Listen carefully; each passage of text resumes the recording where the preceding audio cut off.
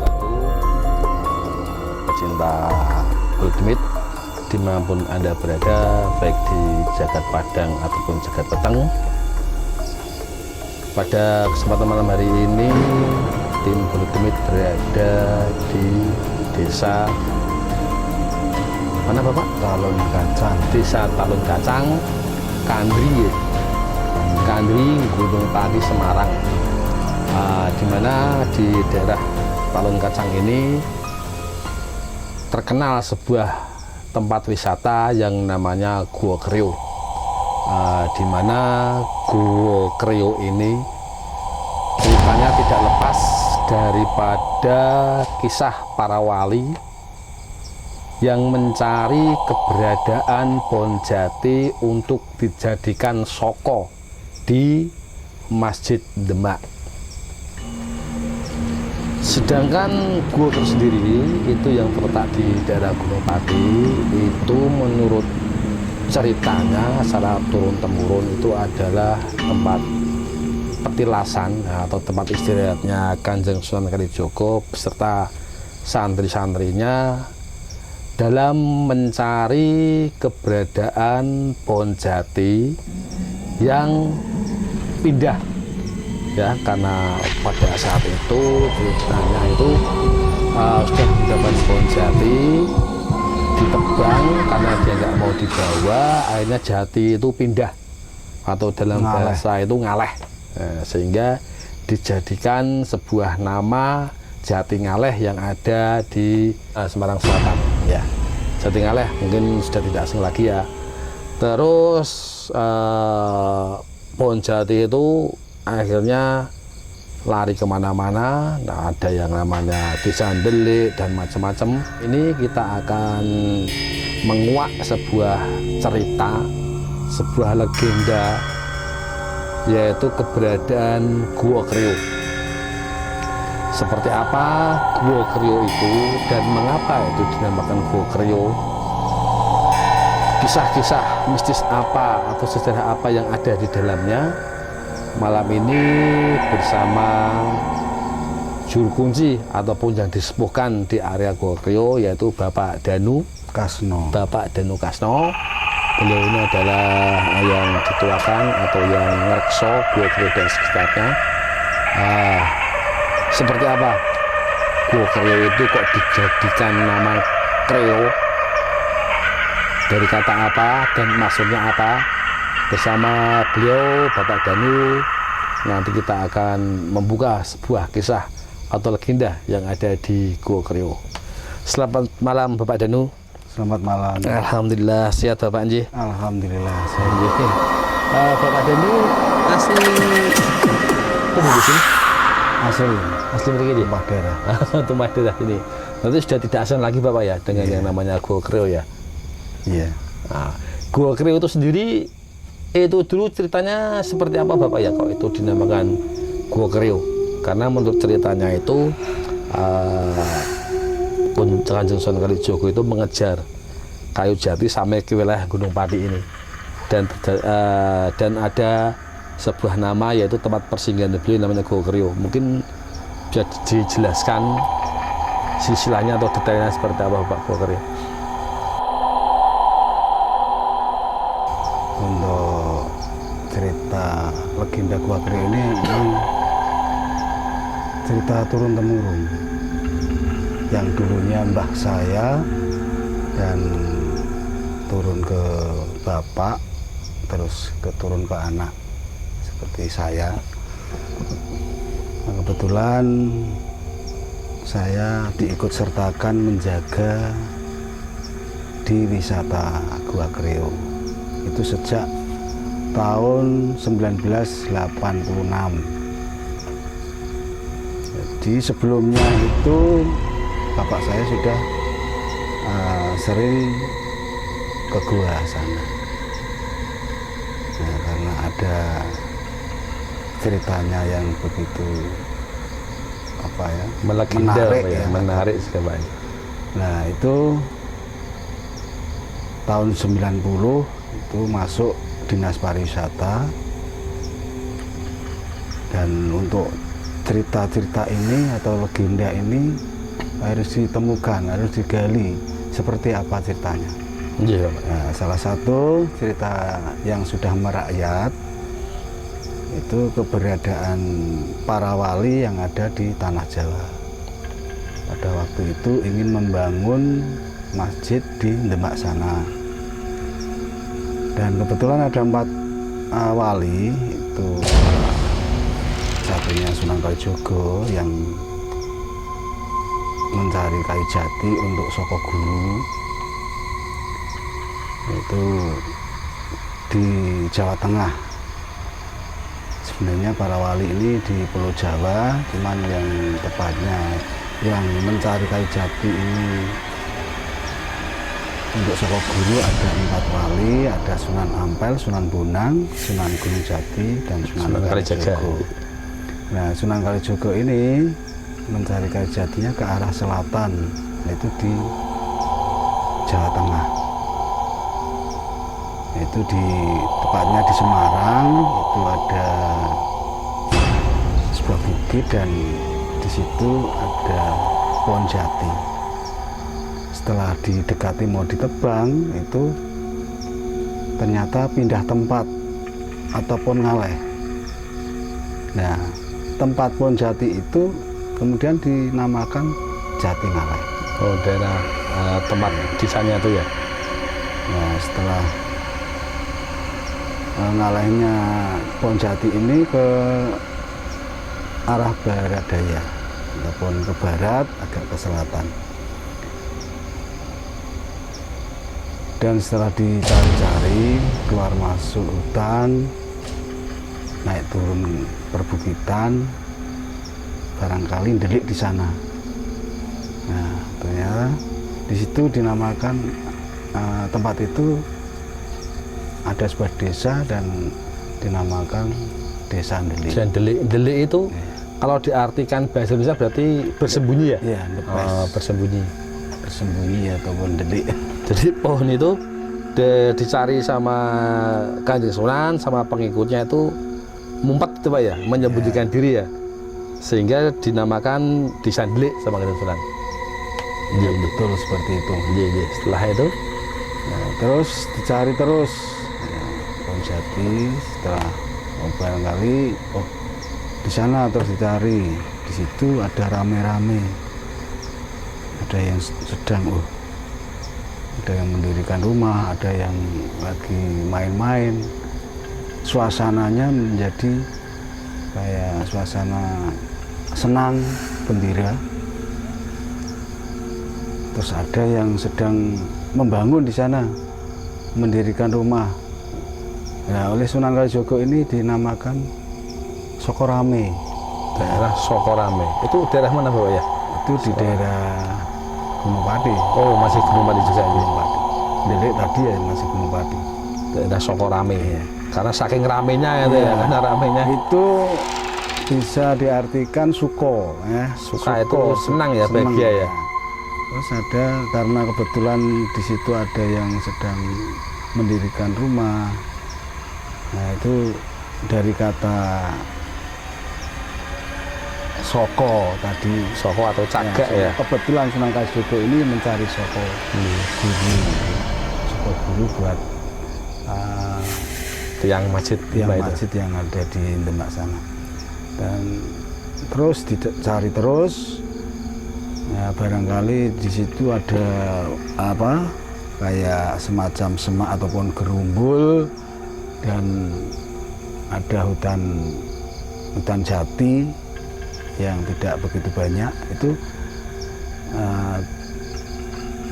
ada salah satu pengikutnya itu mengambil batu ataupun mengambil benda apa untuk dibenturi. Oh, dilempari gitu ya, untuk dilempari dilempari batu dengan kata bentur ya. Ternyata di sana ada sebuah desa juga. namanya Desa Bentur. Berarti ya Sabdo Pandita Ratu itu Pak ya. Jadi di mana ada kejadian, nah, orang-orang pintar Ya, zaman setiap dulu itu ada memberikan kejadian nama. di situ diberi nama oleh Sunan Kalijogo. Oh, ya, sampai sekarang ini. Ya, sampai sekarang itu namanya Desa Bentur. Nah, terus ke barat sedikit itu ada namanya Desa Gili. Desa Gili terus ada Jati Kalangan. Nah, ketemunya pohon jati yang pindah tempat ataupun yang aleh tadi ketemu di Jati Kalangan. Kalangan dari kata berarti ya pohon jati yang kalangan itu ya berarti pohon jati yang ngaleh tadi yang besar tinggi itu berada di tengah-tengah hutan jati yang lebih rendah ataupun lebih kecil. Nah, itu oleh Sunan Kalijogo Jati Kalangan itu ya. Jati Kalangan. Kemudian setelah didekati dan mau ditebang itu juga mau ngaleh ataupun pindah lagi karena Sunan Kalijogo ini seorang wali dan punya kemampuan yang spiritualnya yang tinggi, mumpuni ya. Itu beliau secepat kilat apa istilahnya menyambar ataupun mengikat ya. Mengikat pohon jati itu supaya tidak lari lagi, ngaleh ataupun pindah tempat. Kemudian sampai bisa ditebang dan untuk dibawa ini membawanya kan berat, kemudian dilanjutkan lewat aliran sungai. Nah, berarti itu saking panjang dan besarnya sehingga untuk mempermudah kayu jati itu untuk diangkut sampai Demak dengan cara dialirkan ke sungai gitu ya. Betul. Untuk armadanya itu lewat aliran sungai. Jadi diapung nih, dikintir ke seperti itu ya. Setelah setengah perjalanan, beliau ini mendengar suara alat musik tradisional, yaitu alat musik gamelan yang sedang dimainkan di tengah-tengah hutan jati itu. Ternyata di tengah-tengah hutan jati setelah didekati oleh Sunan Kalijogo ini ada sebuah desa. Ada sebuah desa yang sedang istilahnya menjalankan pesta ataupun dekah desa istilahnya situ. Sedang ada acara-acara barang tari di sana. Nah, kemudian Sunan Kalijogo ini memakai cagar. Kalau sekarang memakai topeng gitu ya.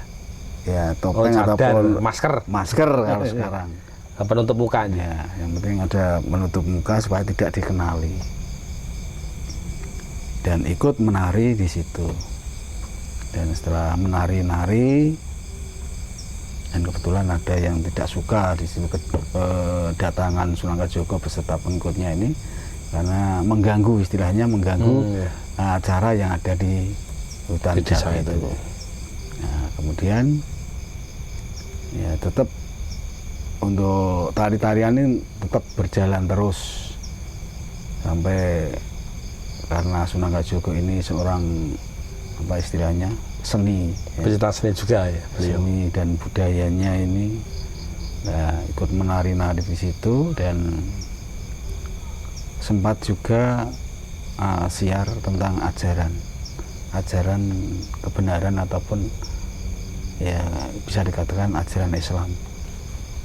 Karena keberadaan para wali di tanah Jawa ini salah satunya adalah penyebaran ajaran Islam. Iya, betul Pak. Beliau ini kemudian memberi nama dengan Jati Barang karena kebetulan Sunan Kalijogo ini mencari kayu jati, membawa kayu jati, juga di tengah-tengah hutan jati ini ada yang sedang barang tari. Barang tari itu kayak ngamen itu berarti Bapak ya? Oh, kalau dulu namanya barang ya. Kalau sekarang barang itu kalau diartikan seperti mengamen ya Pak ya? Ya. Di tanggapan ya gitu, tanggapan gitu. Ya, kemudian Sunan Kalijogo beserta pengikutnya ini mohon diri ataupun pamitan, istilahnya mau meneruskan perjalanan menuju ke Demak, dan kemudian memberi nama Jati Barang tadi dan mohon diri kembali ke aliran sungai yang kayu jati yang Penganyutan bawah kayu tadi jati itu. berada. Kemudian kayu jati ini nyangkut di Kedung Curug sana. Karena setelah Kedung Curug situ ada belokan yang agak nyiku. Ya logikanya saja kalau kayu yang panjang kalau ada belokan otomatis tidak bisa terus tetap nyangkut. Mentok berarti. Ya. Kemudian sudah diupayakan oleh Sunan Kalijogo beserta pengikutnya karena waktu yang sudah tengah wengi istilahnya, beliau harus menjalankan istilahnya orang Jawa kayak istilahnya tafakur ya, tafakur ataupun melakukan ning ataupun semedi. Beliau ini pada mencari tempat yang nyaman itu naik di atas bukit. Nah, di atas bukit ini kebetulan ada sebuah gua. Nah, ada sebuah gua ini beliau menelusuri masuk dan melakukan semedi ataupun bertafakur. Karena beliau istilahnya menjalankan keyakinan ajaran Islam kejawen, mau tidak mau harus melakukan ritual di tengah wengi itu kan. Nah, di dalam semedinya beliau ini ya sedikit minta petunjuk pada Yang Maha Kuasa, atau di dalam ningnya, dalam semedinya itu kayu supaya bisa dibawa sampai ke Demak itu harus dikurangi ataupun dipotong menjadi 2 bagian. Dan seperti apa layaknya orang Jawa, kalau punya hajat apapun itu harus melakukan ritual selamatan. Ya, bancaan itu Pak ya. Kemudian setelah semedi ataupun ning di dalam gua ini keluar dan naik di puncaknya, beliau istilahnya kayak ngudi rasa dengan keadaan lokasi yang ada di puncak sana. Dan beliau ini melakukan apa yang dalam semedinya tadi, itulah selamatan ataupun ritual dilakukan di puncak sana. Dan setelah melakukan selamatan, beliau kembali istilahnya ngediroso bahwa di sini paling tidak harus ada yang jaga. Menjaga. Ya, di dalam ngedirosonya ini beliau kedatangan 4 ekor kera. 4 ekor kera ya. 4 ekor kera ini yang berwarna-warni. Ada yang berwarna merah, putih, kuning, dan hitam. Keempat kera ini karena Sunan Kalijogo ini seorang wali dan tahu bahasa tentang hewan, ya. Ternyata terus terang saja ini sebenarnya kera ini ingin membantu Sunan Kalijogo untuk membawa kayu itu ya? Jati itu menuju ke Demak. Namun oleh Sunan Kalijogo tidak diperbolehkan ikut sampai ke Demak.